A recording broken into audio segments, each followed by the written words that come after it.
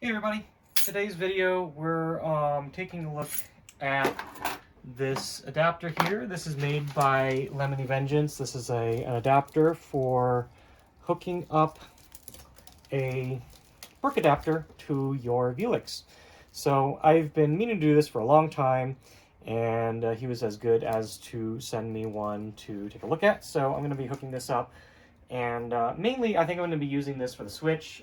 You can use it for just about any other console, depending on what type of Brook adapter you get. But I'm just going to use it to kind of show off the Switch and whatnot. So anyway, this is designed to be a drop-in so that you can hook up the Brook adapter. You don't have to disconnect or move any harnesses around or anything like that to make it all work. But yeah, like this is...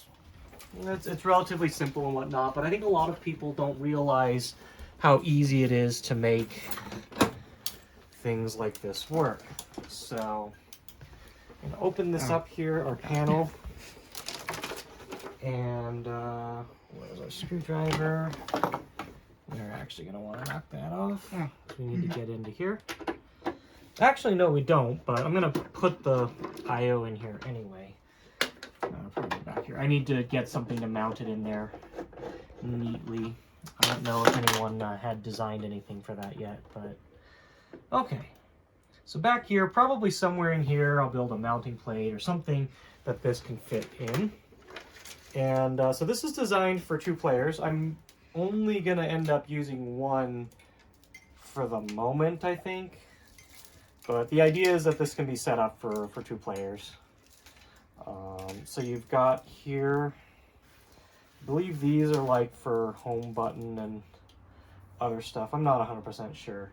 But you see here, you've got the J and K harness. So we're going to come into the control panel here. And we're going to disconnect these and drop these connectors in line.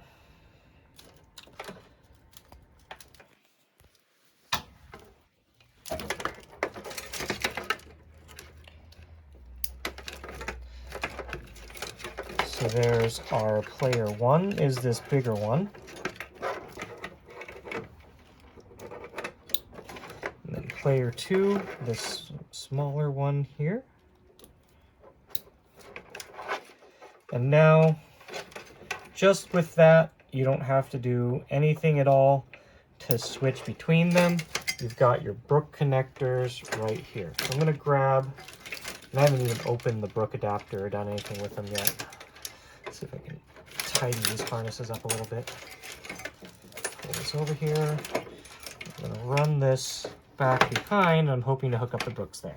So here I think I have some Brook adapters here, but I don't have any that are, I don't remember if they're not Switch compatible or PS5 or something, but I picked up these. These should be compatible with everything.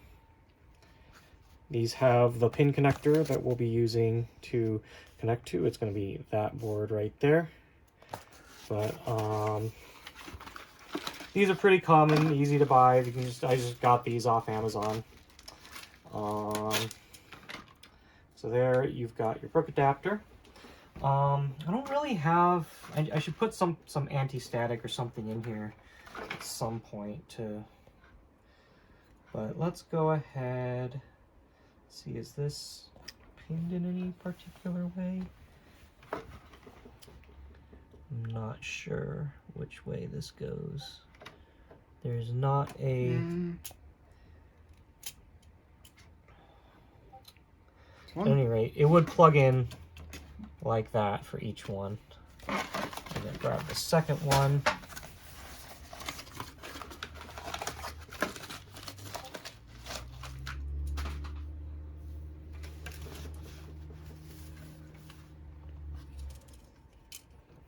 Just plug both of them in the same way for now. And I think before I power these on, I'll probably actually check and make sure these are done correctly.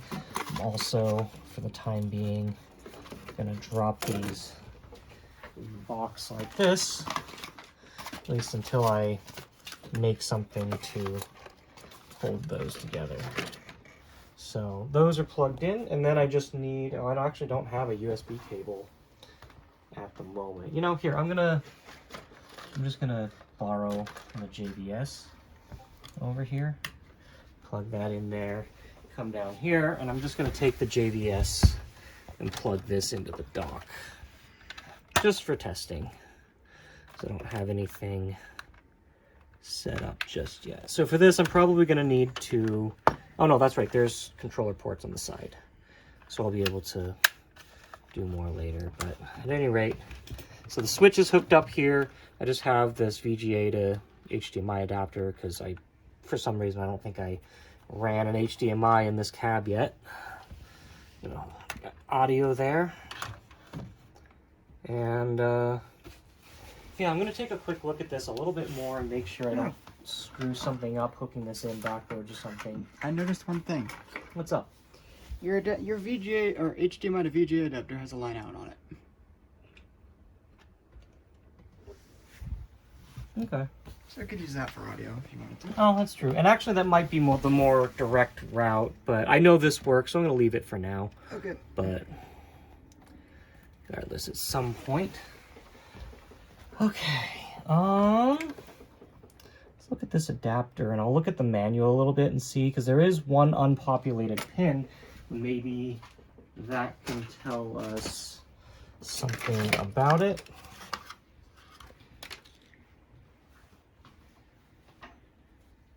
No, doesn't really say. It just has 1, 2, and 1920. I'm gonna, I think just to be safe, I'm going to do some looking up and come back before I actually turn it on, because I don't want to blow something. I've blown Brooks before, so you know, I don't want to be that guy again. So I'm going to look that up real quick. I'll be right back once we've figured out exactly which way it goes. So, we did plug it in backwards. There's a color-coded thing online, and we've got these wired up correctly. And I wanted to make sure, and the pinout shows that the last row is VCC, the second row is ground. So I wanted to make sure those are actually plugged in the right place, you know. So anyway, let's go ahead, flip this cab on, and we'll see what happens. I think I need to switch this to VGA because I was doing something on DVI earlier. I thought you left it on auto detect. No. Why won't it come up? Oh, it's the wrong button. There we go. VGA. Okay, that's set up. And let's see here. We've got no LEDs on this. I don't know if this... Oh, yeah, no, we have it on one. Oh, no, on both. Okay, they're both on. And then let's go over here to the console. Let's turn it on. Where's the power button on it? That's... It's on. Yep. Okay, we've got picture there. Let's see which one of these controllers may come up. None of them at the moment. Here, I'm gonna, for the time being, while we're getting this going, I'm just gonna pull these off. I haven't actually done anything with this whole thing yet, so.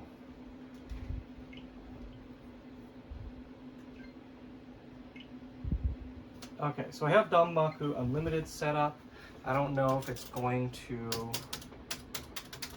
come up at all yet on this. Probably have to back out the controllers and take a look from there. Oh, no, we want controllers. We've only got these two. Okay, so let's see what we've got. This is plugged in, this is lit, correct. Come down here.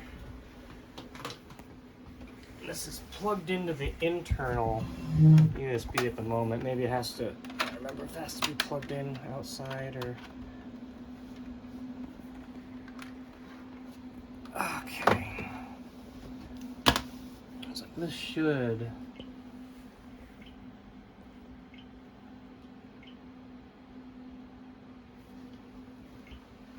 Okay. So it is not coming up with anything. I don't know if it's supposed to...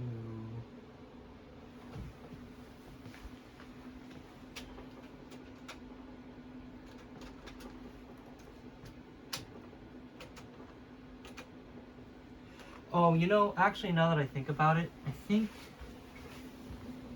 Do you have to set jumpers on this, if I remember? I don't think so, but...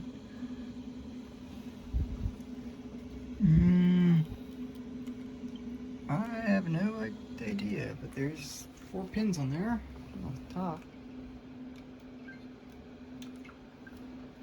The other question is whether you have firmware updates or something to do. If they Yeah, do that's that. true. I should probably actually look into this a little more. So, let's see. These are Brook 4-in-1. I don't think it didn't say Switch compatible on the box. I did buy these as they're supposed to be. Switch, yeah, Switch is on there.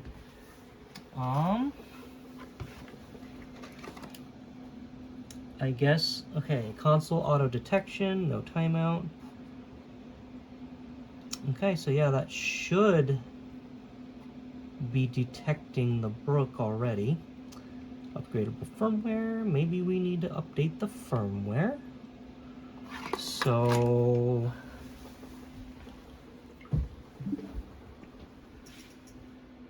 see if...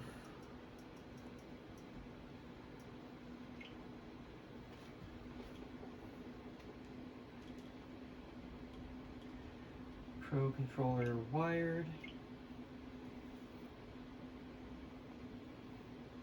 Okay, so I wonder if that works as a Pro controller. Let's see if that comes up now. Nope. Okay, I guess we'll do a little bit more looking into this before going any farther. Since I have not done that research yet, so we'll be right back. Okay, so it's dumb, whatever, but it is now set up. So I'm gonna close this down a little bit. We're gonna use Danmaku Unlimited as our test game. It's the most convenient vertical cab game that I have at the moment. I don't think I have anything else set up really at the moment for that. It just happens to be that this is a vertical cab already, so.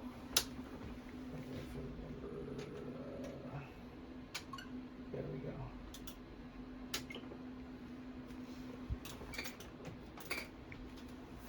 Okay.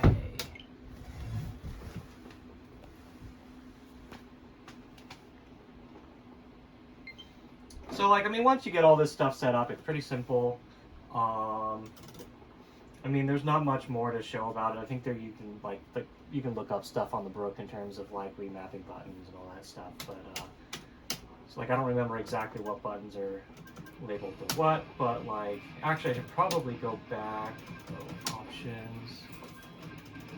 Color settings. Let's do fire, beam. And then pause. Okay. And actually, let's turn this volume up a little bit too.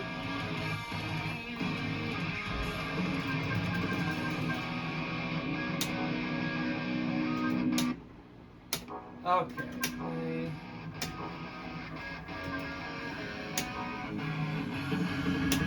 So I haven't actually played much of this game, or honestly really any of it at all.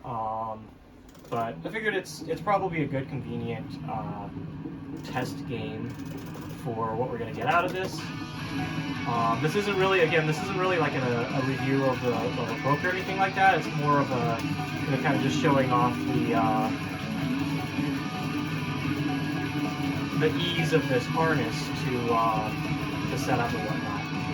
Okay, so, but yeah, I mean, all intents and purposes, like, this feels pretty good in terms of, like, low latency and whatnot, so let's just see how far we can get through this one.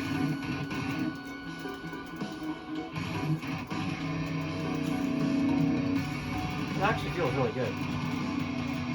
It's like, I'll probably be streaming off of this cab in the future. There's quite a few games that I want to play. And I'm probably going to get a horizontal Vewlix in the house as well, set up a Brook adapter and that, and That way you can play other stuff like Radiant Silvergun just got released recently.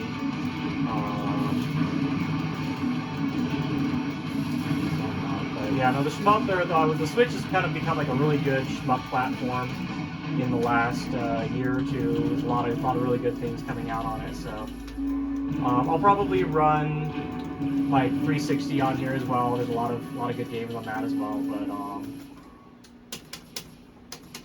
yeah.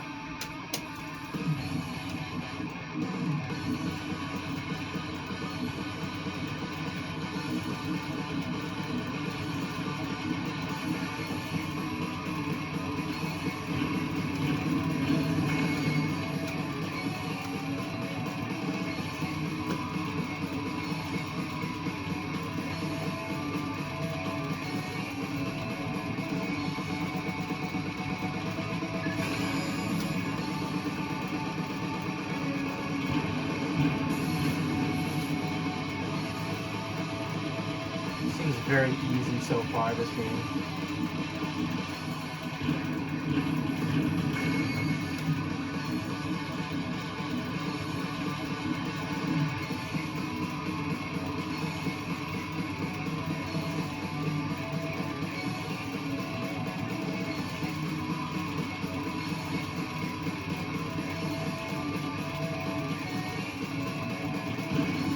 Yeah, honestly, feels flawless to play.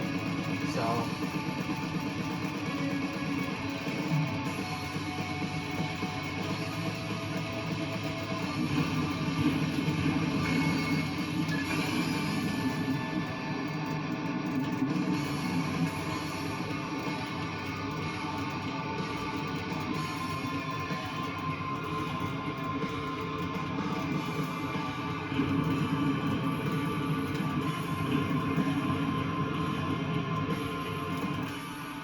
yeah, that's all I really wanted to cover. Just kind of show the setup. So like these buttons on the side here,